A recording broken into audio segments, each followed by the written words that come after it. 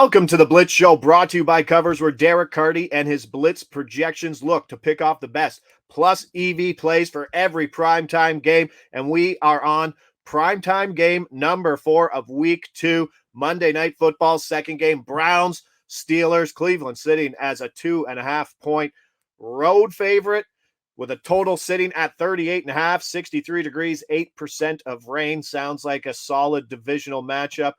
To cap off week 2, Deontay Johnson, doubtful. Pat Freiermuth, full practice Friday. If you're new to the show, we go leans, we go plays. Obviously, with Derek's numbers and projections, the plays, higher confidence, but we give out the projections. Feel free to do what you want with that information. And in saying so, if you're a Nick Chubb supporter, this might be the time to look away. Nick Chubb under 79.5 rush yards, minus 101. That's a lean. Chubb is a beast. We all know Chubb is a beast. This is a high number. But the passing conditions last week, if you watched that Cleveland-Cincinnati game, were absolutely awful. Maybe they had to lean a little bit more on the run. Closed at 80.5 last week. He had 18 carries, 106 yards versus the Bengals. What do you like about Nick Chubb under 79.5 rush yards, which I'm sure the betting public isn't just lining up to bet? Yeah, this line has moved up. It opened at 76.5 or 77.5 at every book, and it's up to 79.5 now. But I'm looking at the under here, especially we're getting it basically at even money. I'm just not a big Nick Chubb guy. And I'm going to put that out there. Do with that what you will. But projections never really seem to love Nick Chubb. He's a guy who gets by on massively good efficiency. And yeah, he's a good runner. But is he a guy who we should really expect to average 5.5, 6 carries a game? Like, running backs generally don't do that. There's a lot of noise in this type of thing. And the big thing that I heard from people coming into the year, Nick Chubb's going to have a bigger role now because Kareem Hunt is gone. And so we're going to see more volume for Nick Chubb. And last week, that is not what we saw. Not even at all. Last year, Nick Chubb got 64% of the Browns carries. Last week, he got 64% of the Browns carries. Exactly. And Jerome Ford fumbled, and they stayed with him. Yep. So it looks like the game plan really hasn't changed much for Nick Chubb. The Blitz is projecting 74 yards. Or no, what is it? Yeah, Blitz is projecting 74 yards here. So 5 yards under. Plus, when you think about the range of distributions, the chance of injury, stuff like that. This looks like about a 60% win chance of going under, which we're getting at about even money. It's a solid play. It's not an amazing one, but I do think this is the sharper side to be on. And it'd be interesting if this is now a bet now or bet later situation in a primetime game, right? Yeah. Running back, this is probably going to get bet up. Like I said, closed at 80.5 last week in a similar matchup, I would assume, versus Cincinnati. So there is maybe a little... I don't think you're going to miss the 79.5 if you sit off it and you're waiting for the under. That's exactly the way I would play this. Like either it goes up and you get it at a better number and then our confidence is stronger and it's more of a play than a lean, or, it goes back down maybe, which I think is the minority outcome here. And then you just don't play it, or you play it at, a lower unit size or something, because it's not like a play you have to smash anyway. But if this line rises and he winds up with a 85.5 line or something like that come game time, now you're looking at something that really does have some good value. That 64% really jumps out at me after watching the entirety of that game last week. Like I said, passing conditions were awful.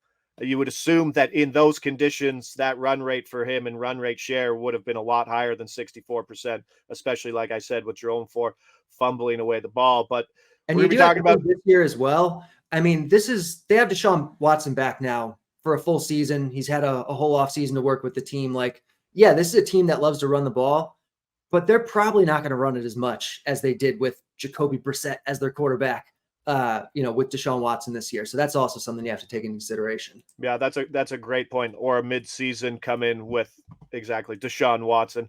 So let's hit it with Nick Chubb under 79.5 rush yards, minus 101, projected for, I believe you said 74.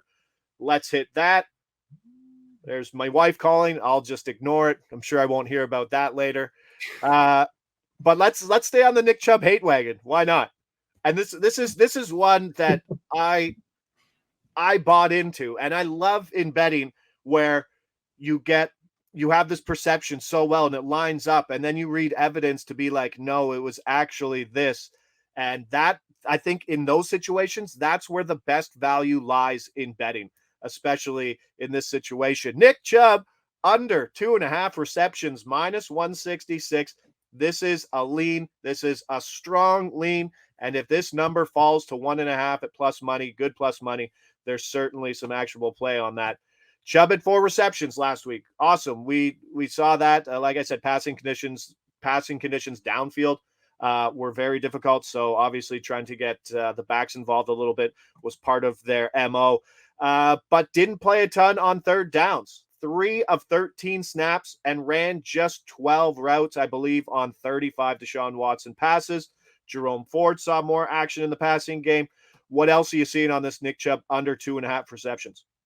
This is another one where you heard coming into the year, well, there's a chance for Nick Chubb to get more involved in the passing game. Kareem Hunt's gone. They're gonna start using him in different ways. And we didn't see it last week. Even though the results looked good, you look under the hood. Yeah. Last year, he ran a route on 40% of dropbacks. Last week, he ran a route on 34% of dropbacks. He actually ran a route less often last week than he was doing last year when he was not getting a lot of targets. He had, a 5.5 target share. Last week, he comes out, he gets a 15% target share. Everyone thinks, oh, yeah, Nick Chubb, he's in the passing game now. No, he's not. At least if last week is any indication, it doesn't look like he actually is. So the Blitz here is projecting a much more modest target share than he got last week, projecting him at about 7.5, which is actually more than he got last year. So it is kind of hedging a little bit here, and it still thinks that there's some value on the under. The Blitz is projecting 1.7 receptions here for Nick Chubb, which would project to win about 75% of the time. So even though we're paying heavy juice here, minus 166, we're still getting some good value. It's right on the borderline of play or lean. I think we're going lean with it. But if we kind of see what we saw with the rushing yards where this goes up, we wind up getting this 2.5 at minus 130 or minus 140, then maybe we're looking at a different story. Yeah, as you're saying that, and as we're basically crapping on Nick Chubb, who could literally squat the world, trying to find out. I'm looking at your numbers. I'm assuming that his TD under showing a little value, actually some pretty decent value if you can get it at anything minus 120 or better. Out there, I mean, I think there's a lot of money in those big chalky favorite under touchdown unders for sure. And like we said, it's probably only going to get shorter as the week goes on, as that's I mean, I think there's also value with the second primetime game, because people are looking at if things are ugly in the first game, you see it on Sunday Night Football, people trying to win all their money back. We might see that situation there. So those totals might get driven up, which could lead to more value on the under. But let's hit Nick Chubb under 79.5 rushing yards. That's a lean. Under 2.5 receptions, minus 166. That is a heavy lean. And also take a look, see if that number does flip to the 1.5, which would lead to big plus money on the under and a ton of value. But that's it. Week 2 in the books. We'll be back for more primetime action. Don't forget to hit that like, subscribe button. I'm Josh Ingles. He's Derek Carty. This is the Blitz Show on Covers. We'll see you back here week 3, Thursday Night Football.